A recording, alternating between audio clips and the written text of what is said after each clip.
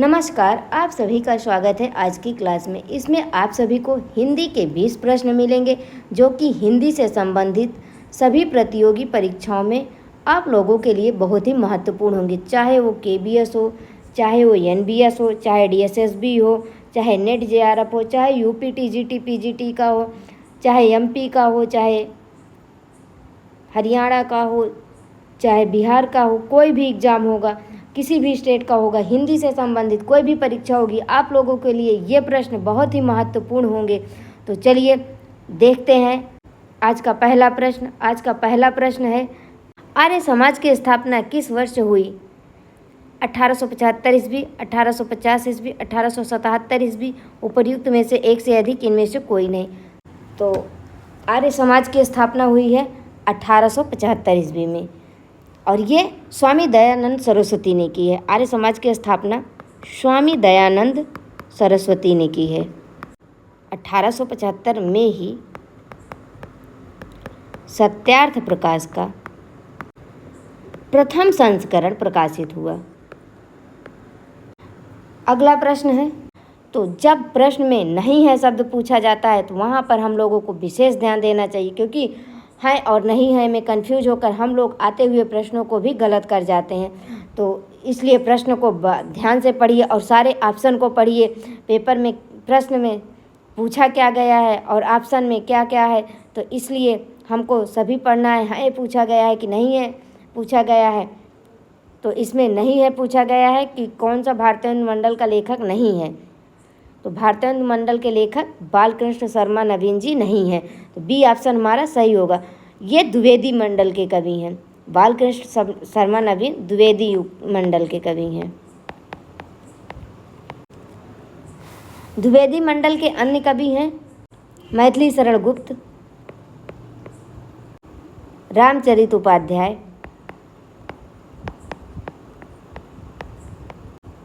अयोध्या सिंह उपाध्याय हरिऔध, इनका उपनाम है हरिऔध, नाथूराम शर्मा शंकर, सियाराम शरण गुप्त, जगन्नाथ दास रत्नाकर, गया प्रसाद शुक्ल, स्नेही, राय देवी प्रसाद पूर्ण, राम नरेश त्रिपाठी। ये सभी जो हैं द्विवेदी मंडल के कवि हैं, और बाल मुकुंद गुप्त और प्रताप नारायण मिश्र जो हैं ये भारतेंदु मंडल के लेखक हैं। तो चलिए अगला प्रश्न देखते हैं, और आप लोगों से निवेदन है कि आप लोग वीडियो को पूरा देखा करिए और चैनल को लाइक कमेंट और सब्सक्राइब करिए। अगर आप लोग चैनल को देखेंगे, अगर आप लोग वीडियो को देखेंगे नहीं तो कैसे होगा, कि अगर आप लोग देखेंगे तभी तो मेरा उत्साह बढ़ेगा। विद्यापति ने अपनी किस रचना को कहानी कहा है? तो वो कहा है कीर्तिलता को। सी ऑप्शन हमारा सही होगा। यह ऐतिहासिक महत्व का प्रबंध काव्य है। कीर्तिलता ऐतिहासिक महत्व का प्रबंध काव्य है। इसमें कीर्ति सिंह द्वारा अपने पिता का बदला लेने का वर्णन है। इसमें जौनपुर नगर का यथार्थ वर्णन भी किया गया है। कीर्तिलता में जौनपुर नगर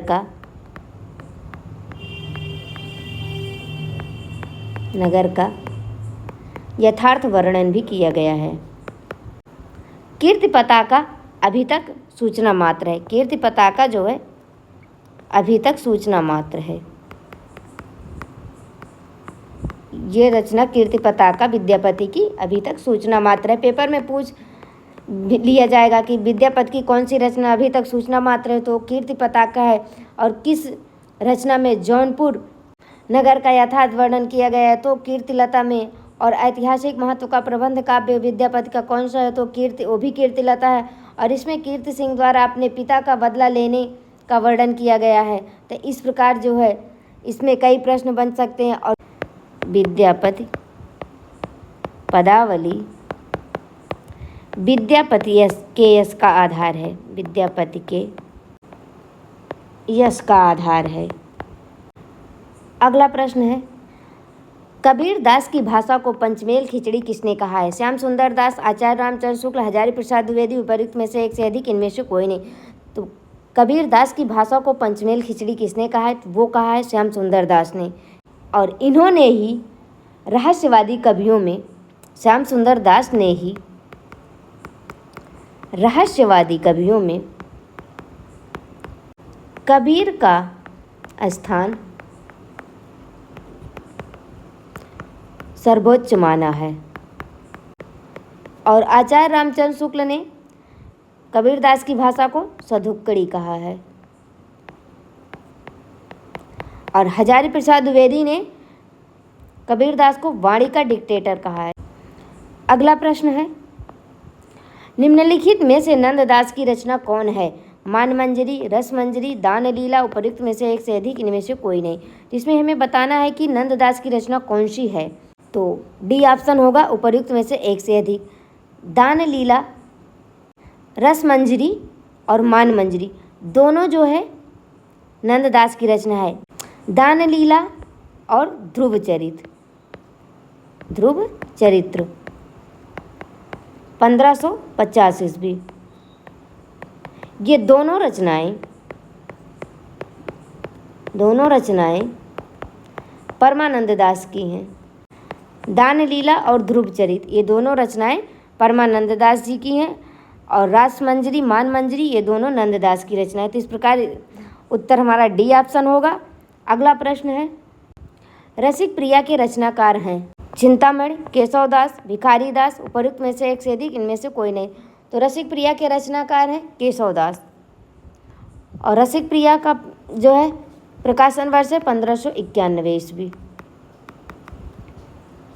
और यह रस एवं नायिका भेद से संबंधित ग्रंथ है। रसिक प्रिया रस एवं नायिका भेद से संबंधित ग्रंथ है। किस रचना में कौरव पांडवों के पारस्परिक कलह और उससे उत्पन्न महायुद्ध का वर्णन है? जयद्रथ वध, जय भारत, यशोधरा, उपर्युक्त में से एक से अधिक, इनमें से कोई नहीं।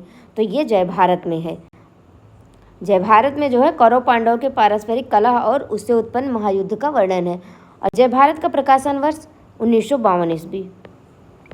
यह महाकाव्य विधा की रचना है और इसे जो है इस महाकाव्य को प्राचीन भारत की हिंदू संस्कृत का स्वच्छ दर्पण कहा जाता है। और यह सभी रचनाएं जो हैं जयद्रथ वध, जय भारत, यशोधरा, ये सभी रचनाएं जो हैं मैथिली शरण गुप्त की हैं। सभी रचना मैथिली शरण गुप्त की हैं। हल्दी घाटी के रचनाकार हैं? मैथिली शरण गुप्त, राम नरेश त्रिपाठी, श्याम नारायण पांडे, उपर्युक्त में से एक से अधिक, इनमें से कोई नहीं। तो हल्दी घाटी के रचनाकार हैं श्याम नारायण पांडे। और हल्दी घाटी का प्रकाशन वर्ष है 1941 ईस्वी। 1941 ईस्वी। वीर रस प्रधान प्रबंध काव्य है और 17 सर्ग है। 17 सर्ग है। इस स्वाधीनता आंदोलन के दिनों में की गई थी। इस रचना में स्थान स्थान पर देशभक्ति की भावना मुखरित उठती है।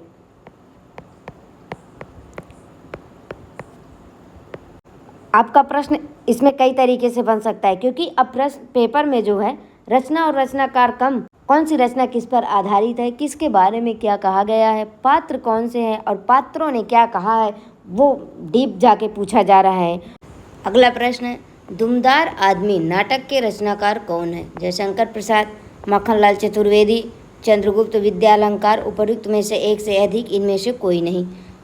तो दुमदार आदमी नाटक के रचनाकार हैं, इनमें से कोई नहीं। ई ऑप्शन हमारा सही होगा। दुमदार आदमी नाटक के रचनाकार हैं जीपी श्रीवास्तव। और इनका अन्य नाटक है जीपी श्रीवास्तव का उलटफेर 1918 ईस्वी, मर्दानी औरत 1920 ईस्वी। विवाह विज्ञापन 1927 ईस्वी। मिस अमेरिकन 1929 ईस्वी। मिस अमेरिकन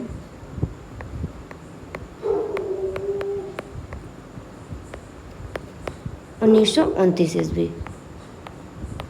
ये सभी जीपी श्रीवास्तव के नाटक हैं। अगला प्रश्न है, भारतेंदु हरिश्चंद्र को आधार मानकर कवि भारतेंदु नामक नाटक की रचना किसने की है? लाला श्रीनिवास दास, लक्ष्मी नारायण मिश्र, लक्ष्मी नारायण लाल, उपर्युक्त में से एक से अधिक, इनमें से कोई नहीं। तो भारतेंदु हरिश्चंद्र जी को आधार मानकर भारतेंदु नामक नाटक के रचनाकार हैं, तो वो लक्ष्मी नारायण मिश्र जी हैं। बी ऑप्शन हमारा सही होगा। और लक्ष्मी नारायण मिश्र के अन्य नाटक हैं वितस्ता की लहरें, वितस्ता की लहरें, मृत्युंजय, जगत गुरु, जगत गुरु। ये नाटक इनका आदि गुरु शंकराचार्य के जीवन पर आधारित है। आदि शंकराचार्य के जीवन पर आधारित नाटक है ये।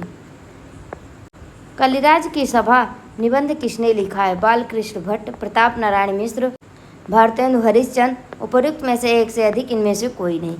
तो कलिराज की सभा निबंध के लेखक हैं बालकृष्ण भट्ट, और ये इनका प्रथम निबंध है। बालकृष्ण भट्ट का कलिराज की सभा प्रथम निबंध है।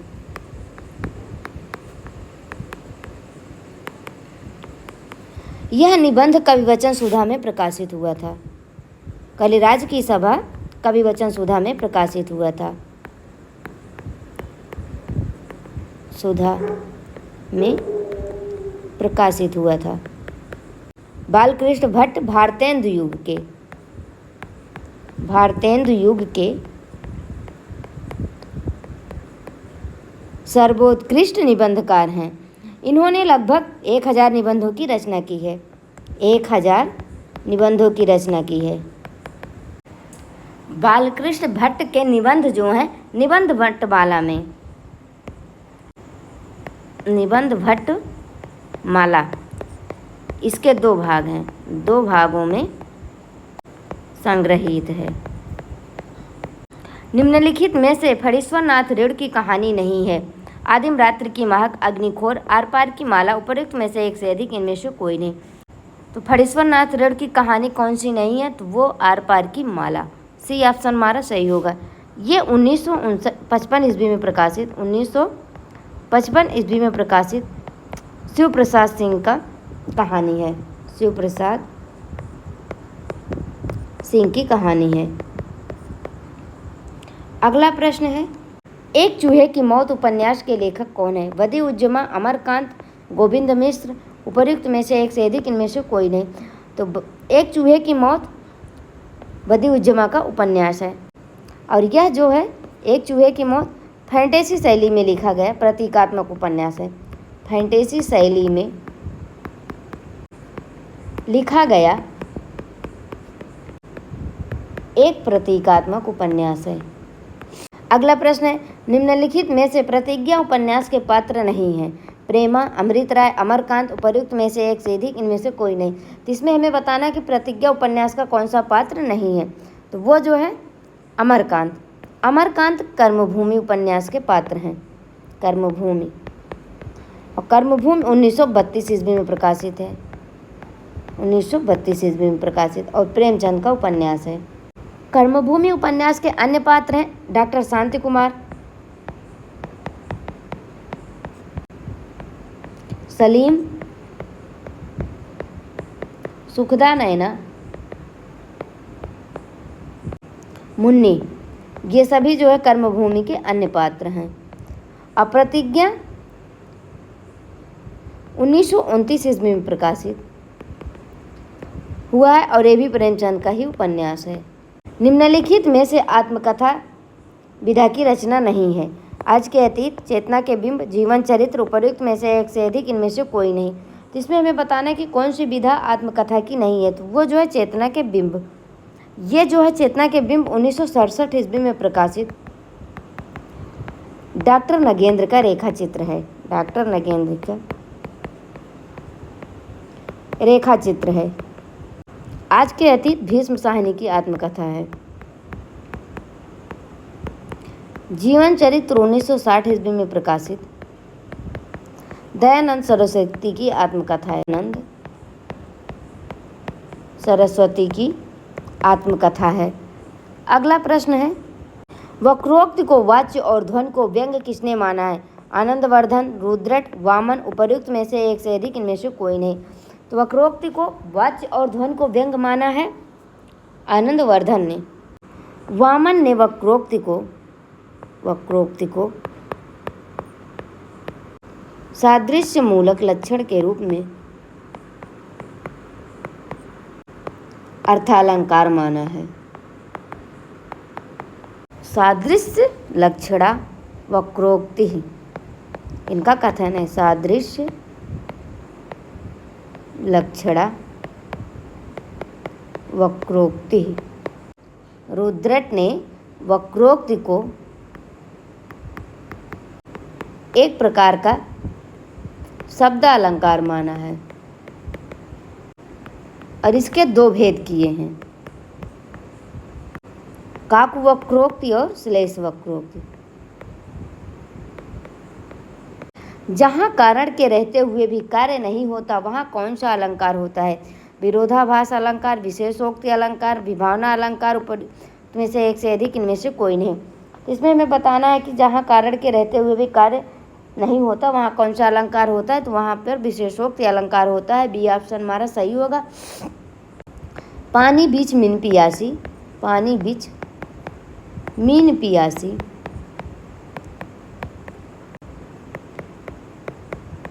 मोहि सुनि सुनि आवै हाँसी, मोहि सुनि सुनि आवै हाँसी, ये इसका उदाहरण है।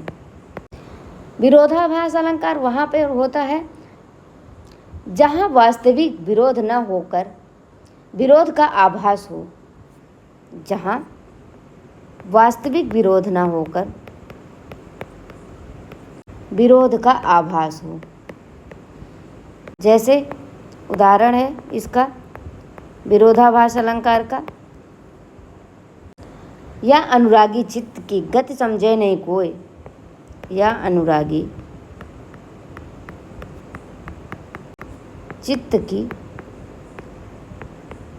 गति समझे नहीं कोई, ज्यों ज्यों बूढ़े श्याम रंग,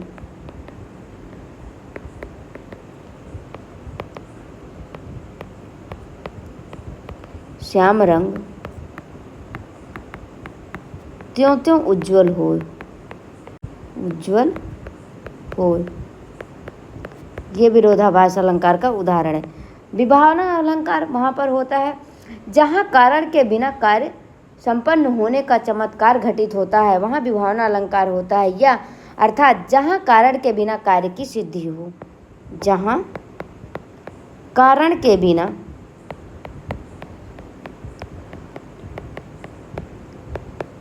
कार्य की सिद्धि हो, वहाँ पर विभावना अलंकार होता है। जैसे बिनु पद चले सुने बिनु काना, बिनु पद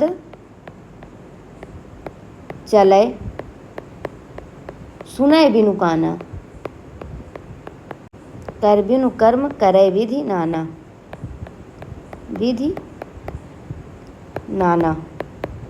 ये विभावना अलंकार का उदाहरण है। अगला प्रश्न है, किस कवि ने अभिधा को उत्तम, लक्षणा को मध्यम तथा व्यंजना को उत्तम माना है? आचार्य रामचंद्र शुक्ल, आचार्य केशवदास, देव कवि, उपर्युक्त में से एक से अधिक, इनमें से कोई नहीं। तो ये माना है देव कवि ने। सी ऑप्शन हमारा सही होगा। अभिधा उत्तम काव्य है, अभिधा उत्तम काव्य है, मध्य लक्षणाहीन। अधम व्यंजना जन रस विरस, अधम व्यंजना रस विरस, उल्टी कहत नवीन। ये जो है देव कवि की पंक्ति है। अगला प्रश्न है, घन घमंड नभ गर्जत घोरा, टकाहीन कल्पत मन मोरा। प्रस्तुत पंक्ति में कौन सा रस है? वीर रस, करुण रस, हास्य रस। उपर्युक्त में से एक से अधिक, इनमें से कोई नहीं। तो इस पंक्ति में जो है हास्य रस है। हास्य रस का अस्थाई भाव हास होता है। जहाँ किसी वस्तु या व्यक्ति के विकृत रूप, वेशभूषा, व्यंग्यात्मक कथन, चेष्टाओं आदि को देखकर या सुनकर हास्य नामक अस्थाई भाव जागृत होता है, वहाँ हास्य रस होता है। अगला प्रश्न है और आज का ये अंतिम प्रश्न है। आचार्य हजारी प्रसाद द्विवेदी की प्रथम रचना है। हिंदी साहित्य की भूमिका, सूर साहित्य, कबीर। उपर्युक्त में से एक से अधिक, इनमें से कोई नहीं। तो इसमें हमको बताना है कि आचार्य हजारी प्रसाद द्विवेदी की प्रथम रचना कौन सी है, तो वो है सूर साहित्य। बी ऑप्शन हमारा सही होगा। इसमें इन्होंने प्रेम तत्व की जो व्याख्या की है, जयदेव, विद्यापति तथा चंडीदास की राधा के साथ सूर की राधा के प्रेम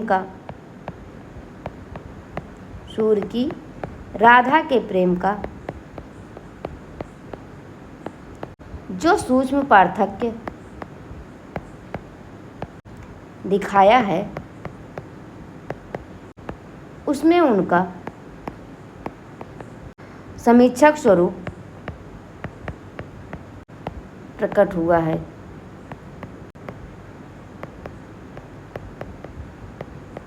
और ये सभी रचनाएं आचार्य हजारी प्रसाद द्विवेदी की ही हैं। तो आज की क्लास यहीं पर समाप्त होती है। आप लोगों से मैं कहना चाहूँगी कि कृपया आप लोग वीडियो को पूरा देखा करिए और चैनल को लाइक, कमेंट और सब्सक्राइब ज़रूर करिए। मिलते हैं अगली क्लास में, तब तक के लिए नमस्कार।